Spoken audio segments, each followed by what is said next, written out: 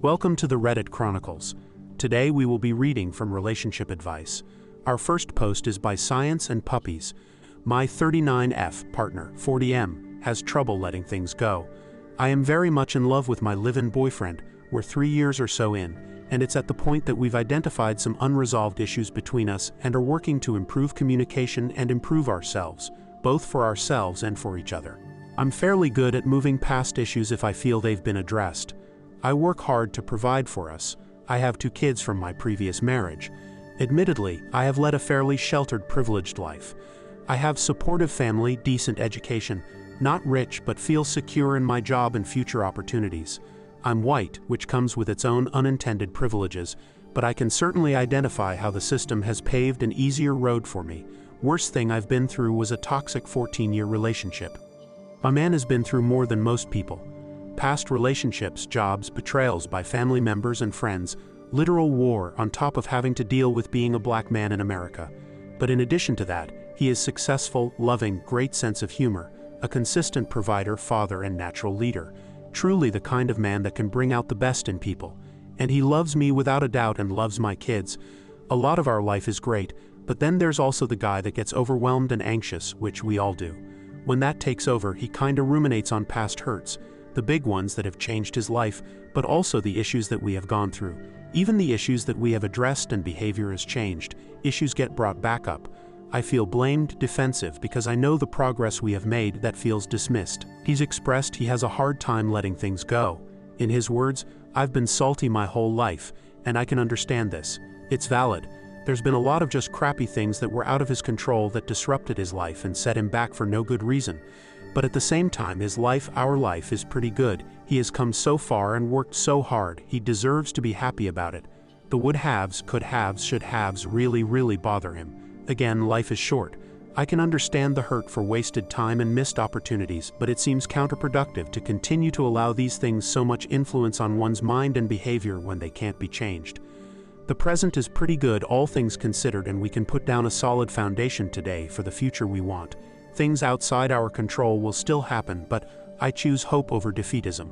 Obviously, I can't fix his mindset for him, and I don't want to invalidate his feelings and experiences by comparing them to things I've been through and dealt with. For me, acknowledging that there is absolute crap in this world, but there's also some absolute beauty, helps me to cope with the bad stuff. There's a lot of awful, but also a lot to be grateful for. The present is pretty good and getting better for us, even if it can be exhausting too. And the biggest thing is, the world is outside of our control. We can only choose to make the best of it. I want to support him, but I need help. I'm trying not to take it personally, but sometimes I do feel like his dismissal of my worldview negates the places where we could connect and move forward and make him feel less alone. Update: thank you all for being so compassionate and supportive. I truly appreciate the tools, tips, advice, and success stories. It's refreshing to see so many people advocating for ways to work on ourselves together and how they fared through that process. Since I didn't put it in the original post, my partner has recently started therapy. His therapist is POC with military experience. I also have a therapist I've been with for a number of years. My takeaway is that I can do a better job of holding space for him and only listening, not trying to fix. While not my intent, my help is landing as dismissive or invalidating. If I'm starting to feel triggered or frustrated, I need to take a break and acknowledge how I am feeling without making him feel badly, making my feelings about his feelings forefront. However, if it gets nasty or disrespectful, disengage and take space until we are better regulated. Our next post is by Throwaway. I 29M think my parents, 50F50M, are setting me up for a surprise arranged marriage. My parents are very traditional, and I am more of the white sheep of the family. I don't really look like a lot of my family and have always gone against the grain. Starting when I was a teen, I knew what path I wanted to take for my future. It was not what my parents wanted, so they fought back, but we ended up with an agreement that I thought wouldn't matter, and that was if I wasn't married in 10 years after I started college, they would arrange a marriage. I figured they were joking, and there was a thought that there is no way I'll be single in 10 years. I have had some flings, but nothing serious. Up to this point, I have been driven to get to where I am now. In my dream career, I am stable, self-sufficient, with no debt, and becoming successful. There has been no talk about it throughout the years, and I thought it was forgotten. until my older sister said she was coming back this week for an event. She lives several states over. I don't get to see her as much anymore. We are close and talk a bunch. But all has been normal, with nothing being said or hinted to at this point. I went to pick her up from the airport and noticed she had 3 fancy dresses. One was a very traditional dress used for engagements, weddings, or other similar events. The other 2 were really formal dresses. When I questioned it, they said don't worry about it, then later said it was for an agreement. She used the word agreement. I dropped her off at our parents' house and they wouldn't let me in the house. But there were a bunch of cars and I saw decorations in the house. They kicked me out and said they would talk to me later. This was 2 days ago. Now they invited me to dinner for Thursday and told me to dress like I was receiving a reward for all my hard work. Rough translation. It is driving me crazy that I'm basically being blocked out and am nervous about what Thursday holds. The only agreement I can think about is the arranged marriage.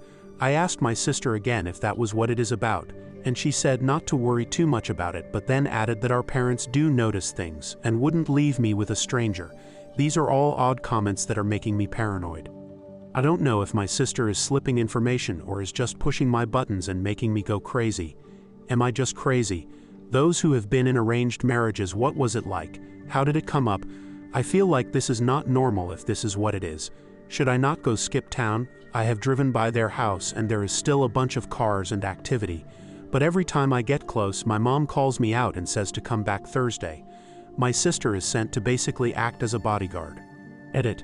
Answering some comments, nope, not fake. Believe it or not, it is my life. I'm a man. This is heavily cultural based as well. If I don't show up and it is an engagement, then there would be major backlash. For me, my parents and family. I would hold it past some of the elders to blame health issues on me because of it. I could be shunned and outcast because of it, depending on how much effort and time were put into it. I can't lie and tell them about a girlfriend because my sister knows I'm not seeing anyone. We talked about it earlier. I don't know how to feel. Our next post is by Throwaway. I 29F kissed my boyfriend without permission. He 33M flipped out. How can I calm him down? Hi Reddit, I'm sorry if this seems disorganized. I'm quite distraught. I have been with my boyfriend, whom I will call Ted, for 5 months. We have slept together once, which was a month ago. It has been very slow and I've been mostly happy with it. Ted told me he hasn't been active in about 2 to 3 years. He said he does go on dates, but he hasn't had enough luck. Before I talk about last night, I need to give you some history. When we were first intimate, Ted made a huge deal about asking for consent. He asked, "Can I kiss you? Can I touch you here? Is this okay?" It was really great until later on. It seemed like we hit a point and he became really rough, which included some slapping and other things that were a bit intimidating. At the end he said, "I'm such a nice guy. How did you feel about the consent? It seems like you enjoy rough things." It seemed weird to me at the time, but I shrugged it off. One day Ted came over and said that he wants to take things slow. We were laying together and he said, "I would love to touch your beautiful body, but right now I won't." He said it's important that we develop a deep, deep bond of trust.